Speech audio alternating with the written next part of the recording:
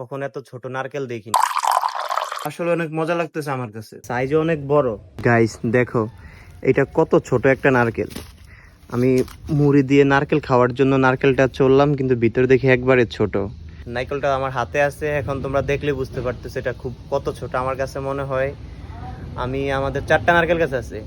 আমি এই পর্যন্ত গত 5-6 বছরে যত নারকেল যত ডাব খেয়েছি, কখনো এত ছোট নারকেল দেখি নাই।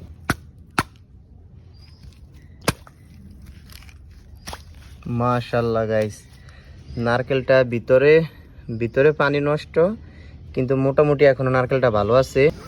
এটার ভিতর থেকে একটা দুর্গন্ধ বের হচ্ছে, মানে খাওয়ার উপযোগী না, কিন্তু চাইলে খাওয়া যাবে। গাইস ওইটা নারকেল নষ্ট দেখা এখন নারকেল আরেকটা নিলাম।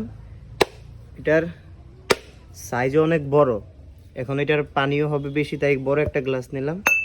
এইটাই খাইব, এটা থেকে দেখি কত পানি বের হয়।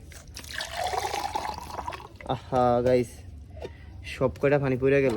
এই যে নারকেলটা, এটা একটা গ্রামীণ ইয়াতে নারকেল কাটার পরে একটা কোপ দেওয়া লাগে, তাহলে নাকি ঢলাই খায় ফেলার। এই যে পানি, চিয়ার্স। নারকেলের পানিটা আমি খাইতেছি, মানে এত মজা। এখন প্রায় বাজে প্রায় সকাল 11টা, আমি এখন পর্যন্ত কিছু খাই নাই। মানে খাওয়ার পর শরীরটা একটা লাড়া দিয়ে উঠলো, কত স্বাদ। এই যে গাইস, এইটাকে বলে কোরানি, আর এটা দিয়ে নারকেলগুলো কোরাবো, তারপর মুড়ির সাথে একসাথে। আর গরিব মানুষ, খাওয়ার কিছু নেই, তাই আজকের দিনটা আমার মুড়ি খেয়ে পার করতে হবে। আমার নারকেল কোরানো শেষ, এখন এই সাথে মুড়ি মিক্স করা বাকি। নারকেল দিয়ে মুড়ি দিয়ে আসলে অনেক মজা লাগতেছে আমার কাছে।